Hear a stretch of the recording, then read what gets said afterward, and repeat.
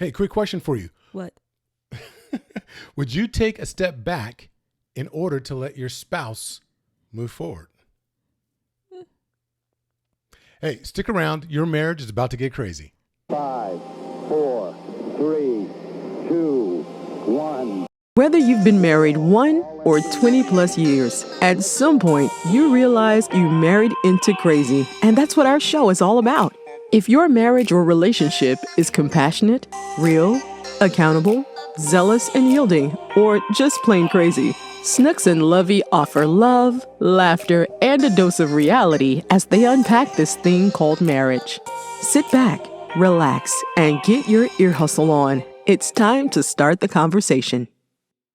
Yo, what's up? It's your boy E.T. Look, if you're looking to or you got to raise the bar on your marriage, you gotta click the link and get into Married into Crazy, y'all. I'm telling you, this coaching is gonna take your relationship to another level. Now look, you already know you need to raise the bar. You know that already.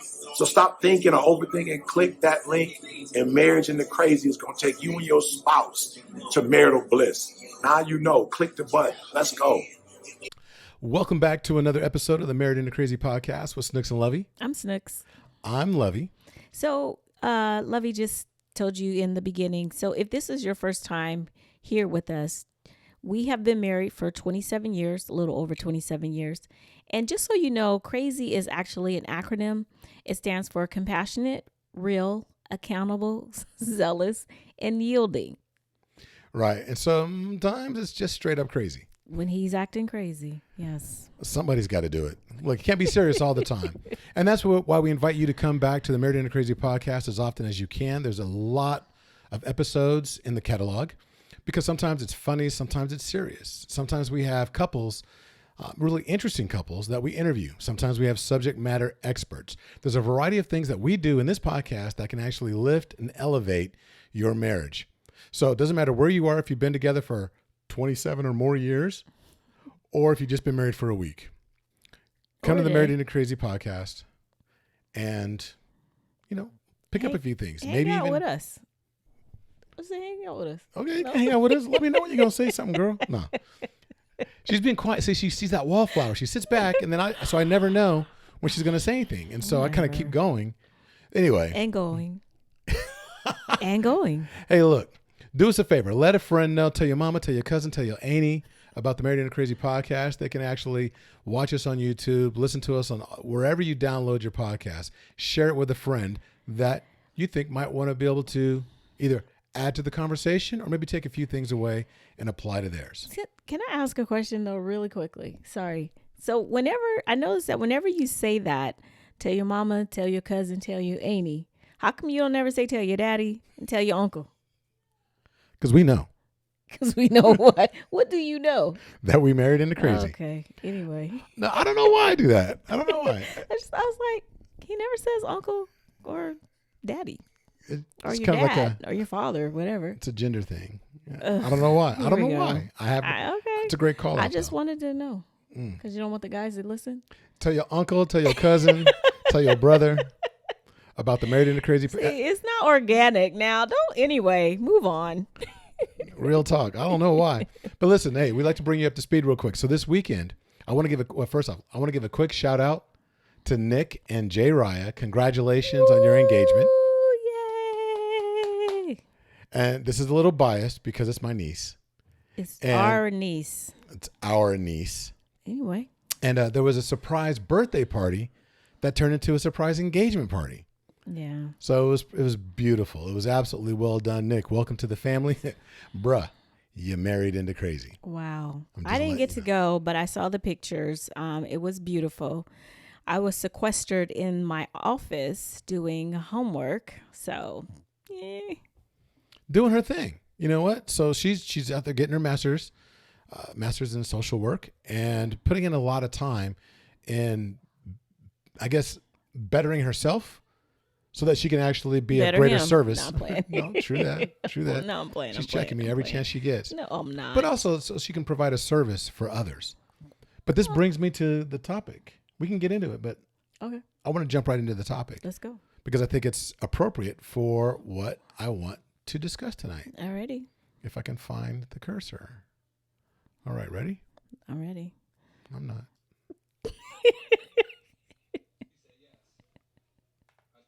You want to save your marriage? He said, yes.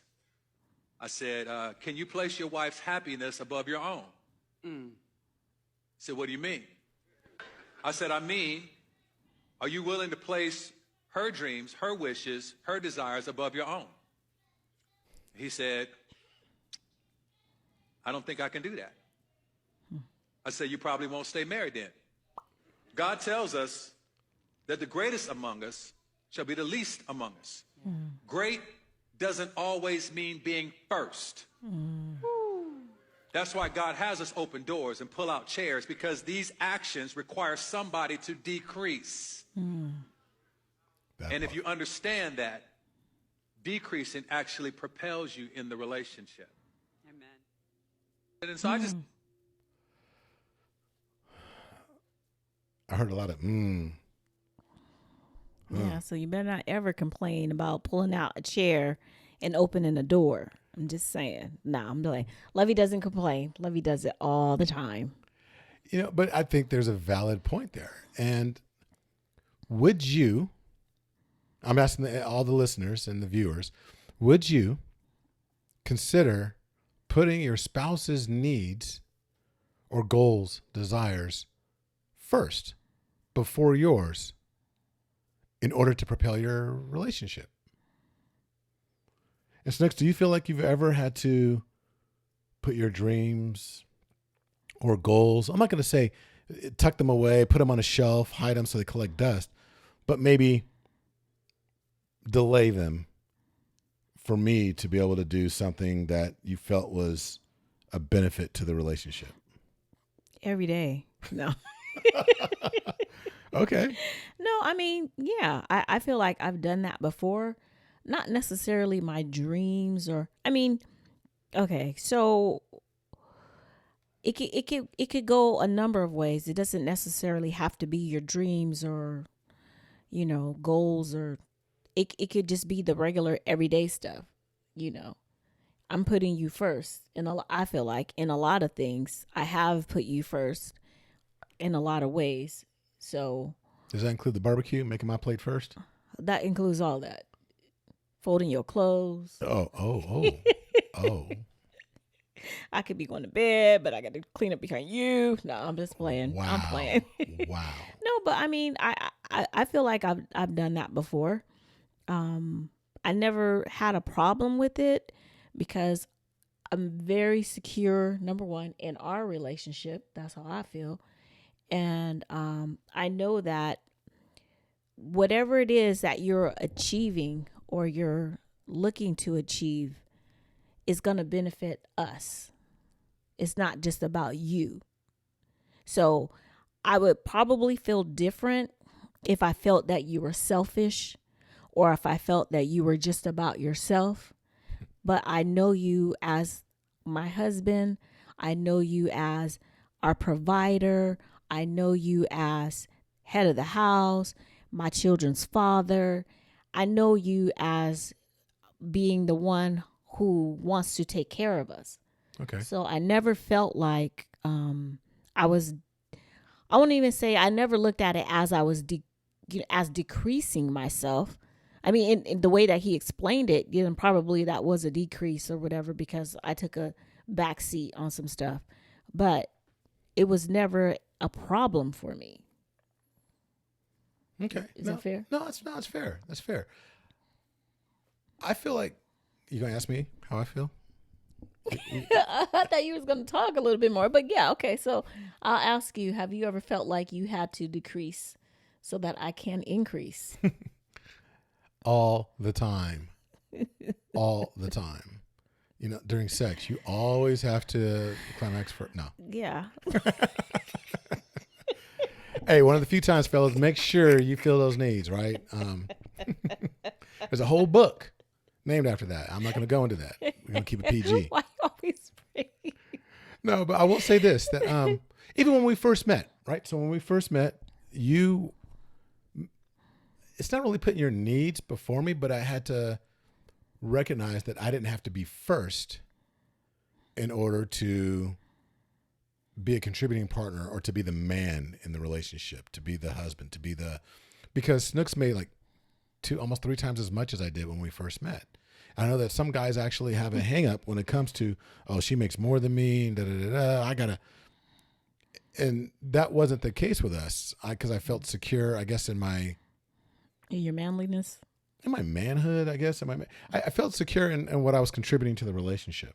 And it wasn't just monetary, but it wasn't that I had to be first. I had to be like the primary breadwinner or anything like that. I guess there was no ego in that respect. But I will say that, like, actually, you know what? I will say you did put me first when I'm just thinking back now, when I was pursuing my bachelor's degree. Mm-hmm. I was first.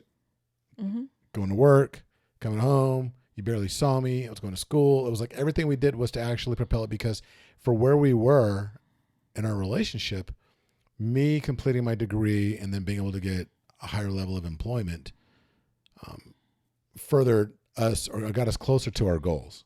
Mm-hmm. And then I say that now, it's like when we pivoted, and it was time for you, and you were like, hey, I want to finish my degree. So you finished your degree, and there was a little bit of sacrifice there because of, a little bit, not a lot, because you were still cooking. I was waiting. I'm waiting on it. No, I'm playing. No, but even like right now, when you're actually taking a look at, what you're doing when it comes to your MSW, like this weekend, you had a 3-day intensive. Mm-hmm. I had to be, class started at 6 a.m. because it was Central Standard Time. So it was 8 o'clock on time zone. But for us people that were on the West Coast, it was 6 a.m. So it meant I had to get up at 5 and be in front of at my desk all day, Thursday, Friday, and Saturday. So, and then I still had schoolwork for my other 2 classes. But see, in that respect, I mean, I feel like you put me. I feel like I put you first, mm-hmm. because in order to do that, I had to make sure I had to basically build a wall around Snooks. Seriously. To ensure that she had space to be able to do what she needed to for her class. So Thursday, Friday, Saturday, wall built in a moat dug around Snooks, and putting her first, making sure that, checking on her, making sure she had something to drink, making sure she had something to eat, allowing her space to, so I didn't come in, made sure that nobody came in to bother her whatsoever during those time periods. And then giving her an opportunity to decompress, I felt like, in coming out of that. Let me tell y'all something. He is not telling the truth right now. Decompress did not happen. As soon as I opened that door, it was like the herd was right there.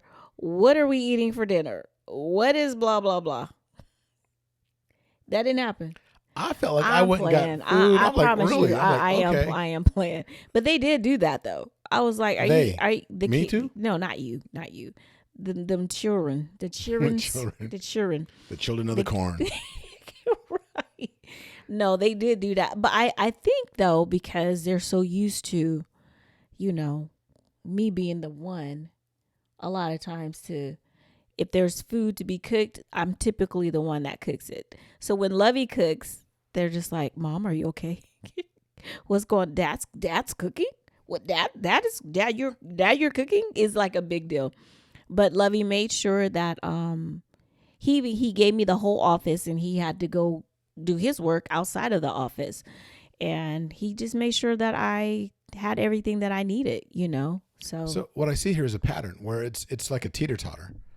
Going up and down. It's like whoever's needs propels the relationship. It's like you have to give. Well, I mean, that's what I feel like. That's what makes one of the better marriages, because it cannot just always be about me. It cannot just always be about you. Why not? Why not? No, I'm just playing. Okay. Yep. Get your boy, because. No, but I think it's very real. So I love this clip because it really points out how, in order for you to be great, you have to lessen yourself. Mm. There's a whole servant leadership mentality that's involved. Mm-hmm. And it's something that I think many couples understand that and move forward. But I think sometimes if you're young in your relationship or you haven't had good models around you when it comes to relationships or marriages, that it could be lost because you think, okay, well, I'm gonna go out and do what I need to do. When I come home, serve me.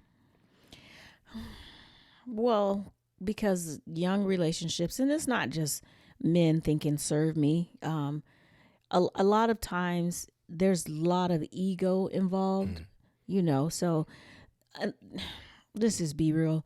You're not going to have a great relationship if it's built on ego.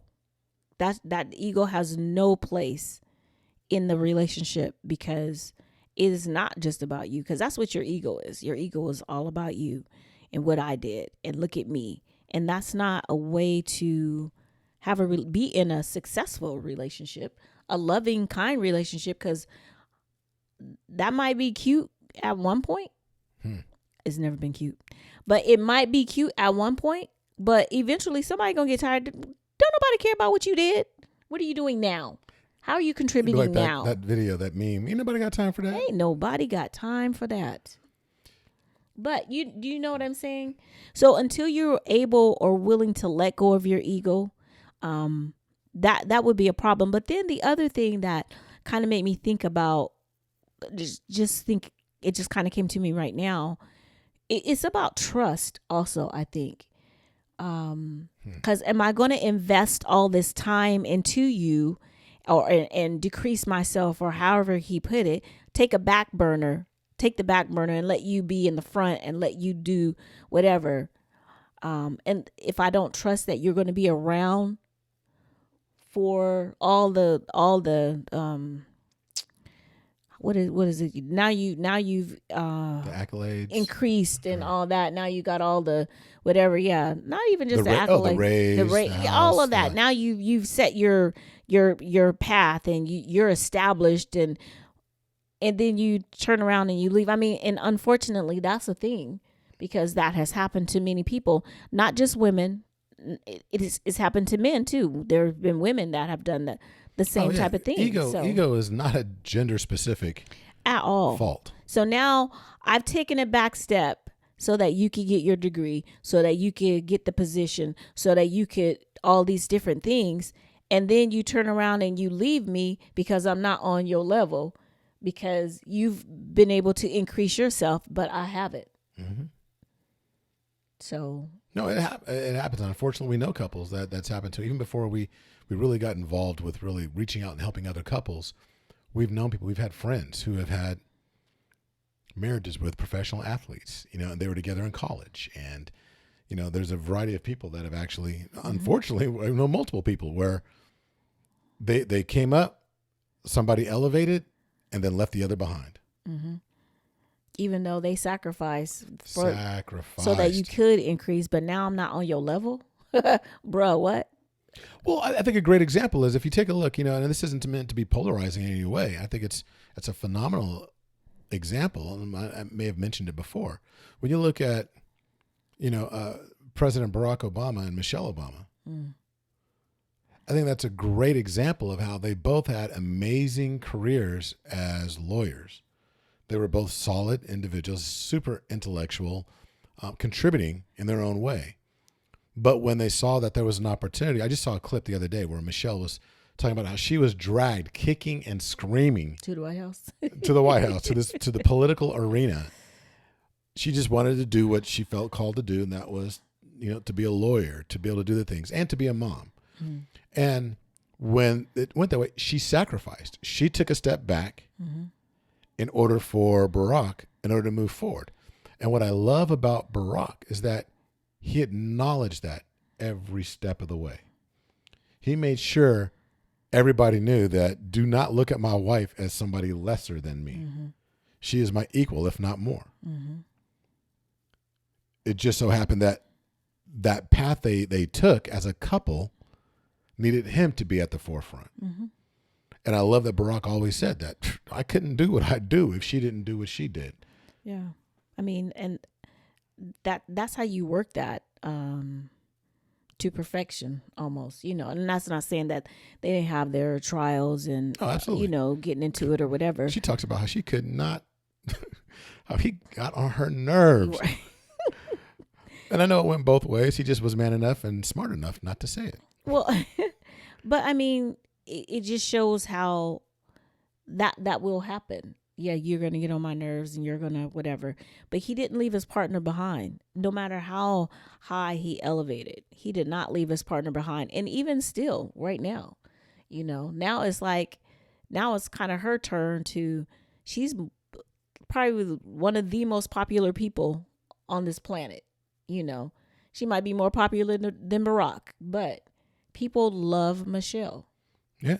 It's funny. And it's not just a Democratic thing. We're not saying this just because we're black. I will say this. Wasn't always a huge fan, but one of the presidents that I served under, when you got George W. and Barbara Bush, she was an amazing, kind soul, an amazing woman. And every opportunity that George W. got, he paid, some type of credence to Barbara. He made sure that if it was appropriate, and I'm not saying like at the G12 meeting or anything like that, but where it was appropriate, he made sure that the world knew how much he loved Barbara and what an amazing wife and mother she was. And she was his partner in everything that they did. And I thought that was amazing as well. And we need more of that. And I know that both of these examples have men that propelled forward. But there are women as well. I mean, you look at Jessie Itzler and I can't think of her name. The lady that created Spanx. I can see her face. I see her face too. And I don't know why her name just escaped me right now. But I mean, like when she had her prominence, when she was the CEO and the creator of Spanx and moving forward, for as accomplished as Jessie Itzler was, people didn't know who. Really, the great majority didn't know who Jessie Itzler was. Even though he was, wildly accomplished and, multimillionaire in his own right. And I think that, he didn't care. I don't think he cares to this day, but that's a guy that I look up to. I think he's an amazing individual. And I think that he was so secure in himself that it was like, yes, please let her, get the accolades. Let her stand out in front. Let's really focus on her because I want her business to do what it does. Well, see, and then the other thing too is so much focus is always placed on monetary. You don't have to like you were saying before when we first got married. I made twice as much as you made, but it wasn't what you brought to the table. It wasn't a monetary need. You brought something different to the table, something that I have been looking for. Because I was thugalicious.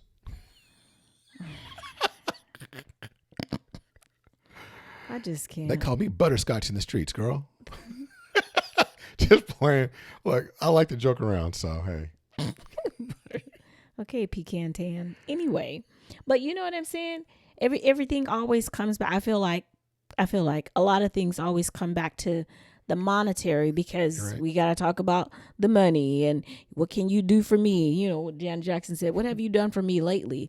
Unfortunately, that is always at the very top, where how much money do you make? And I'm not mad at wanting to be taken care of or wanting to be equals or whatever, but if you give me something that feeds my soul, and that honestly feeds my soul and you're genuine about it, but I make more than you, or okay, that's me, that's me.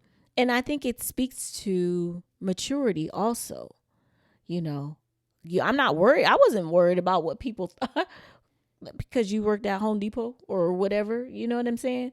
I did not care because that was not what my focus was on. My focus was on us, what we got going on. So your husband, he works at Home Depot and he's throwing boxes over at UPS in the morning, riding his bike through Davis. Girl, can't you get a better man? And he dragged you to Amway. Wow, she brought up Amway. You taking all those crazy meetings? Yeah, I've been through it. Wow. But I never felt like I like I said, I didn't feel like that was a problem. And I'm glad you didn't like feel like that was ever a problem either. Now, the shoe is on the other foot. I feel like not, and I don't even feel like you're decreasing because you're not as valuable, but you've taken. Please, I wish I was a house husband. Do you? I'll wear the apron. Look, he's still gonna come home and cook, but I will wear the apron. What the heck, man? I gotta come home and cook. I gotta be on TikTok all day. What would you be doing? I'm like, as a house husband, I need you to make sure everything is taken care of. Look, I'll be doing reels. Wow. Getting the dances down. Okay. All that. No, just playing. I come back. Is there food? Nope. Sorry, I didn't get to take it out. But check out this dance. Yeah, exactly. But I mean, I feel like right now, you've decreased. I feel like you've decreased. You pull back so Absolutely. that you can make sure that I'm doing, or See, but here's my mindset: is that I don't see it as decreasing. I mean, well, I know I'm this trying is the to look context. for a good word, but No, I know, but it's the context for the clip that we showed, and I love that clip. But I personally don't see it as decrease because I'm genuinely excited about your come up, about your education. You're achieving a dream, something that we talked about when we were, trying to figure out how we were going to pay the IRS back. How we were trying to figure, when we were going through things, and this has been a dream year, and I feel like, okay, it's you having the accomplishment, but it's us fulfilling a dream of yours, and that excites me. That gets me fired up. Because that, I feel like because that whatever my dream is, as far as like being able to move forward, you're always going to be there. You're always going to be there. You're going to be there with me. Like you just said, it's not just about me. It's about us. So in the clip when he said, can you put your wife first or your dream behind or whatever, and he's like, I don't think I can do that. To me, that says, again, just me. To me, that says it's just really all about him and it's not about them. Because if it's about us, then I feel like I could easily do that because it's about us.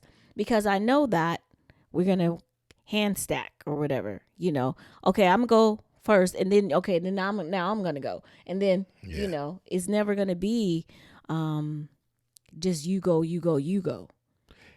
And I think more and more men, and I love that we've surrounded ourselves with couples that have a very similar mindset. There's a couple that we know, without their permission, I'm not going to say their names, but there's a gentleman that was like, he was the breadwinner for all these years. And then his wife, ends up getting like an extremely high level position, a very prominent one within, where they live. I'm just going to put it there. And so he's like, oh, okay, you know what? Let me take care of the house. Let me do the cooking. Let me do some of these other things because it propels them, their dreams, what they're doing.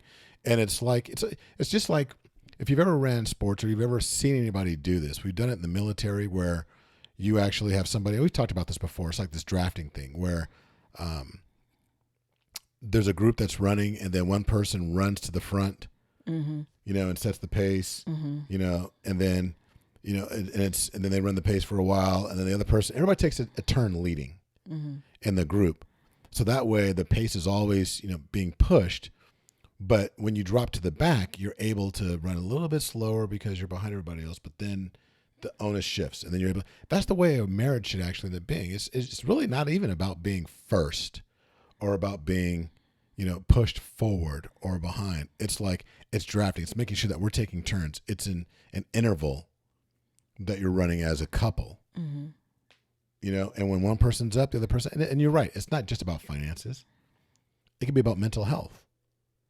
I know that when we lost Kaylin, we are still going through. It's not like it's past tense. But there were some days where one of us was in better mental health shape than the other. So we held it down. And then the other would melt down. And the other was in a better space.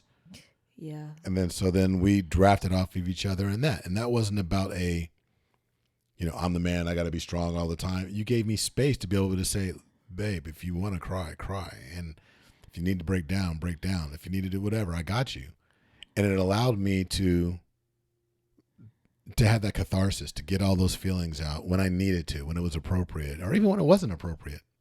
Well, I mean, as far as that goes, and like you said, I mean, we still, at any given day, at any given moment,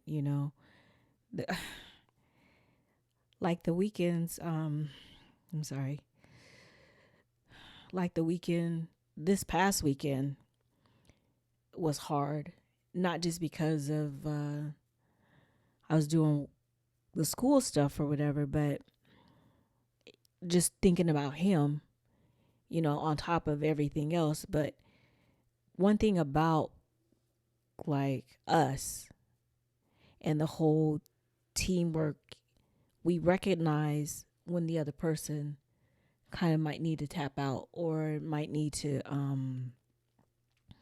okay, what's up? Let me come give it to me. You know what I'm saying? Right. So, I mean, and that's a little bit different from what we were talking about. We're talking about, but still, it's the whole fact of being willing to actually stand in the gap, and it's not about. Sometimes you are the person that's getting the foot on the shoulder and in the face and on the top of your head because you're lifting the other person up. Mm-hmm. But you got to be okay with that. And so, let me do this. This is going to bring us to the segment of the show that's sponsored by RaiseTheBarMarriage.com. And what you'll be able to find at RaiseTheBarMarriage.com is a video training series for those individuals that don't want to do couple-to-couple coaching, that aren't ready for live coaching, but you want to do something that's a little bit more self-paced. Go there, and you're going to find our training system. It's not even a training system. It's really more of a... Sounds like a system. It's more of a training program where it gives you an opportunity to have discussions, to have conversations, to really dig deep, to really get to the roots of your relationship, right? And that's what raising the bar is all about. BAR is an acronym: belief, actions, results. It helps you actually develop a marriage mindset so you can have that belief system with the both of you. So then that belief system will dictate what actions you take. Those actions will yield specific results in your relationship. Mm-hmm. So this segment's all about that. And what I'd like to do is say that this particular segment, we want to give you an actionable step that you can take so you can drive results in your relationship. And the step that I really want to get into is, and just really touch upon, is have that conversation between you and your spouse about whether or not they feel as if they've had to put some dreams or goals on hold. Because sometimes we don't communicate those things fully. We just, take one for the team. Yeah. But and then the other part, and I mean to interrupt you too, but if that is the case where you felt like you put something on hold for your partner, your spouse, then revisit what it was that you put on hold. So like Levy said, he got his degree, and years later, I started to go get mine. After he graduated and he elevated and got started working in his current field, blah, blah, blah, whatever. But he never let me forget, like, hey, remember you said blah blah. Remember you said you wanted to, and I was like, yeah. Quit bugging me about that. Blah blah blah, whatever. But he was very. I felt like he just wanted to always make sure that my dreams mattered. Also, it's kind of like we talk about yielding. Just because his went first didn't mean that mine had to stop. I just yielded. So now I'm flowing with traffic now. Yeah, I'm yielding. Yeah. I'm like, make that money, girl. Get that degree. Make that money. Retire your man. That ain't gonna happen. But in order to get you the results, there has to be actions. In order to have the actions only happen if you have a specific set of beliefs. And that's what Raise the Bar is all about. So go to RaiseTheBarMarriage.com to see what we're talking about and listen to some other couples. There's a diverse group of couples that are on there that have actually done the program from premarital, that are now married, to individuals that have been married for a number of years. Mm-hmm. So go ahead and check that out. And the action, again, just to reiterate, is for you to have that conversation about, do you feel as if you've had to put some things on hold And if I honored you and giving you an environment to where you feel as if it's okay for you to pursue your dreams, have that conversation. Yeah, and don't just feel like well, I put my stuff on hold and I didn't even get to. No, revisit that, because if you don't revisit it, that's gonna be some resentment on your part, and that opens up a whole different can of worms, and so that's not what it's the teamwork. There's no way that only one person out of the team, if the team is not accomplishing the goal, then the goal is not accomplished, because the whole team has to accomplish the goal. Can't win championships when you're thinking about I instead of the team. That's right. Yep. So, hey, actually, I think that's a great place to stop. Is it? It is. Hey, we want to thank all of you for coming here. And, hey, look, tell your uncle, tell your cousin, tell your brother, tell your godfather, tell all the men and the women, your cousin, your auntie, your sister, all of them about the Married into Crazy podcast. Invite more individuals. And listen, more specifically, if there's somebody that you know that you've had closed door conversations with that feel as if maybe their dreams aren't being taken serious, or they're looking for ways to have conversations around this particular subject matter, be very specific, be intentional, and invite them to listen to this particular episode 259 of the Married into Crazy podcast. And then let them know that it's okay to have those conversations. And if nothing else, direct them to raisethebarmarriage.com. And if you want to see all the other ways that we support marriage, go to marriedintocrazy.com to see all that we do for everyone around the world. Until the next time, be blessed. Bye. Bye-bye. Thank you for listening to the Married into Crazy podcast with Snooks and Lovey. Please like, subscribe to, and review the show wherever you access it, and tell a friend about us. Visit marriedintocrazy.com and see how Snooks and Lovey can bless your marriage directly.